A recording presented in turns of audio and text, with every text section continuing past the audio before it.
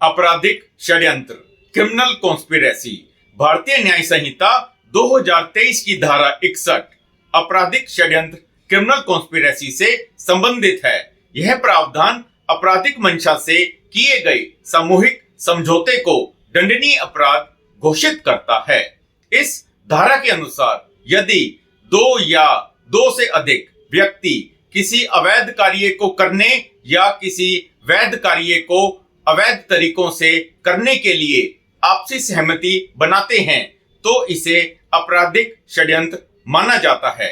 अगर साजिश का मकसद, षड्यंत्र का मकसद कोई अपराध करना है तो केवल आपसी समझौता ही काफी है, चाहे आगे कोई कदम उठाया गया हो या नहीं। अगर षड्यंत्र किसी ऐसे काम के लिए है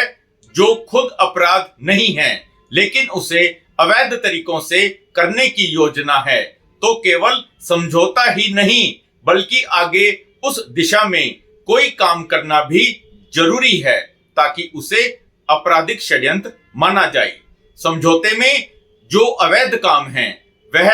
अंतिम उद्देश्य हो या केवल उस उद्देश्य तक पहुंचने का एक रास्ता हो, दोनों ही स्थिति में आपराधिक षड्यंत्र माना जाएगा। सजा का प्रावधान, अगर षड्यंत्र किसी बड़े अपराध के लिए है, जैसे जिसकी सजा मौत, उम्र कैद या 2 साल से ज्यादा की सजा हो सकती है, संहिता में ऐसे आपराधिक षड्यंत्र की पनिशमेंट के लिए कोई एक्सप्रेस प्रोविजन नहीं है तो षड्यंत्र करने वाले को भी वही सजा दी जाएगी जैसे उसने उस अपराध में मदद की हो। अगर षड्यंत्र इन अपराधों के अलावा किसी दूसरे अपराध के लिए है तो अधिकतम 6 महीने का कारावास, जो किसी भी तरह का हो सकता है, सिंपल इम्प्रिजनमेंट और रिगरस इम्प्रिजनमेंट, जुर्माना या दोनों हो सकते हैं। धारा 61 यह सुनिश्चित करती है कि केवल अपराध को अंजाम देना ही नहीं बल्कि उस अपराध की योजना बनाना और उस दिशा में कदम उठाना भी गंभीर अपराध है।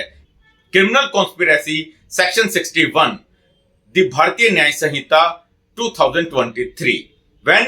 2 or more persons agree with the common object to do or cause to be done an illegal act, an act which is not illegal by illegal means, such an agreement is designated a criminal conspiracy, provided that no agreement except an agreement to commit an offense shall amount to a criminal conspiracy unless some act besides the agreement is done by one or more parties to such agreement in pursuance thereof. Explanation: it is immaterial whether the illegal act is the ultimate object of such agreement or is merely incidental to that object. Whoever is a party to a criminal conspiracy to commit an offense punishable with death, imprisonment for life,